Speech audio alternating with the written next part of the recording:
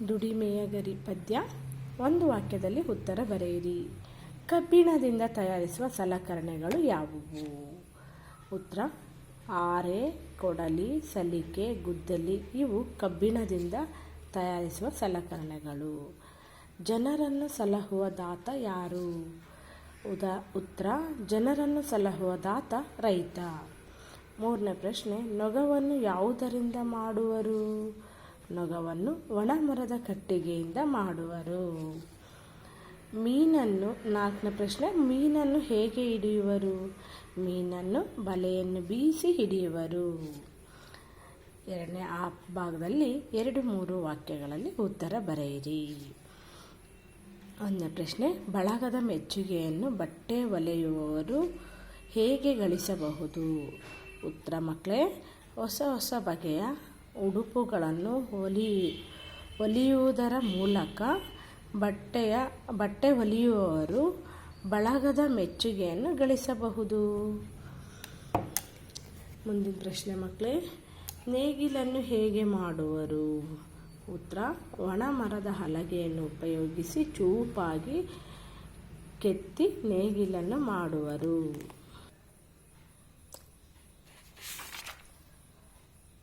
ಮುಂದಿನ ಭಾಗದಲ್ಲಿ ಈ ಕೊಟ್ಟಿರುವ ಪದಗಳಲ್ಲಿ ಸರಿಯಾದ ಪದ ಆರಿಸಿ ಬಿಟ್ಟ ಸ್ಥಳದಲ್ಲಿ ಬರೆಯಿರಿ. ಒಂದನೇದು: ಜನರನ್ನು ಸಲಹುವ ದಾತ ಡ್ಯಾಶ್ ರೈತ. ನೊಗವನ್ನು ಡ್ಯಾಶ್ ಮರದಿಂದ ಮಾಡುತ್ತಾರೆ. ನೊಗವನ್ನು ಮರದಿಂದ ಮಾಡುತ್ತಾರೆ. ಮೂರನೇ ಪ್ರಶ್ನೆ: ಬಟ್ಟೆಯ ಗಂಟನ್ನು ಡ್ಯಾಶ್ ಹೊರುತ್ತದೆ. ಕತ್ತೆ ಹೊರುತ್ತದೆ. ಮೀನನ್ನು ಹಿಡಿಯಲು ಡ್ಯಾಶ್ ಬಳಸುತ್ತಾರೆ. ಬಲೆ ಬಳಸುತ್ತಾರೆ. ಖಾಲಿ ಜಾಗದಲ್ಲಿ ಪದ್ಯದ ಮುಂದಿನ ಸಾಲುಗಳನ್ನು ಬರೆದು ಪೂರ್ಣಗೊಳಿಸಿ. ಹೊಸ ಹೊಸ ಬಗೆಯ ಉಡುಗೆಯ ಹೊಲೆಯುತ್ತಾ ಮೈಯನ್ನು ಮನವನ್ನು ಬೆಳಗಿಸುವೆ. ಅಪ್ಪನ ಅಮ್ಮನ ಮಕ್ಕಳ ಬಳಗದ ಮೆಚ್ಚುಗೆ ಗಳಿಸಲು ತವಕಿಸುವೆ. ನೆಕ್ಸ್ಟ್ ಭಾಷಾ ಚಟುವಟಿಕೆ ಮಕ್ಕಳೇ. ಕೊಟ್ಟಿರುವ ವಿರುದ್ಧಾರ್ಥಕ ಪದಗಳನ್ನು ಮಾದರಿಯಂತೆ ವಾಕ್ಯಗಳಲ್ಲಿ ಬಳಕೆ ಮಾಡಿ. ಉದಾಹರಣೆ: ಮಾದರಿ: ದೂರ, ಹತ್ತಿರ. ನಾನು ಎಸೆದ ಕಲ್ಲು ದೂರ ಬಿದ್ದಿತು. ನಮ್ಮ ಮನೆ ಶಾಲೆಯ ಹತ್ತಿರವಿದೆ. ಹಾಗೆ ಮಕ್ಕಳೇ, ಒಂದನೇದು ರಾತ್ರಿ, ಅದರ ವಿರುದ್ಧ ಪದ ಹಗಲು. ನಾನು ರಾತ್ರಿ 2 ಗಂಟೆ ಅಭ್ಯಾಸಿಸುತ್ತೇನೆ. ನಾನು ಹಗಲು 1 ಗಂಟೆ ಆಟವಾಡುತ್ತೇನೆ. ಹಿಗ್ಗು ಮತ್ತು ಕುಗ್ಗು. ನಾನು ಗೆದ್ದಾಗ ಹಿಗ್ಗುತ್ತೇನೆ. ನಾನು ಸೋತಾಗ ಕುಗ್ಗುತ್ತೇನೆ. ಮೂರನೇ ಪ್ರಶ್ನೆ: ಸುಳ್ಳು ಮತ್ತು ನಿಜ. ನಾನು ಸುಳ್ಳು ಹೇಳುವುದಿಲ್ಲ. ನಾನು ನಿಜವನ್ನೇ ಹೇಳುತ್ತೇನೆ.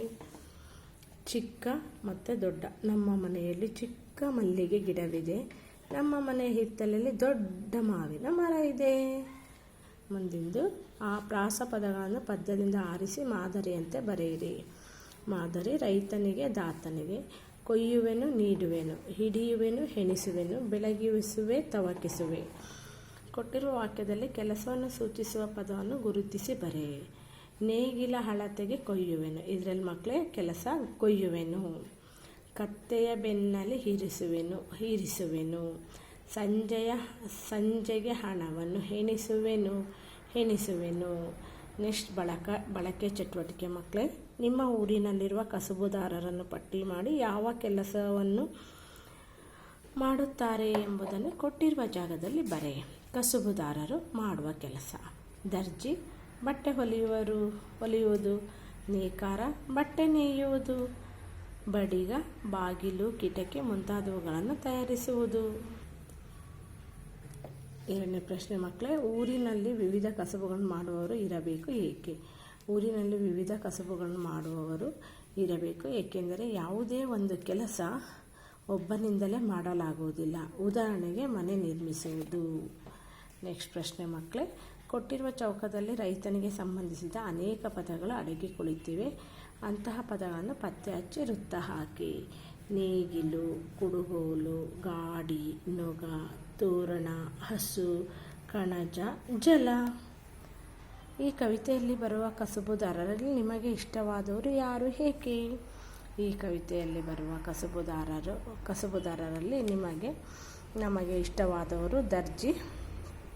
ಅವರು ಬಟ್ಟೆ ಹೊಲಿಯೋರು ಅಂದರೆ ಟೈಲರು. ಏಕೆಂದರೆ ಅವನು ಹೊಸ ಹೊಸ ಬಗೆಯಲ್ಲಿ ಬಟ್ಟೆ ಹೊಲಿಯುವುದು ನನಗೆ ಇಷ್ಟವಾಗಿದೆ.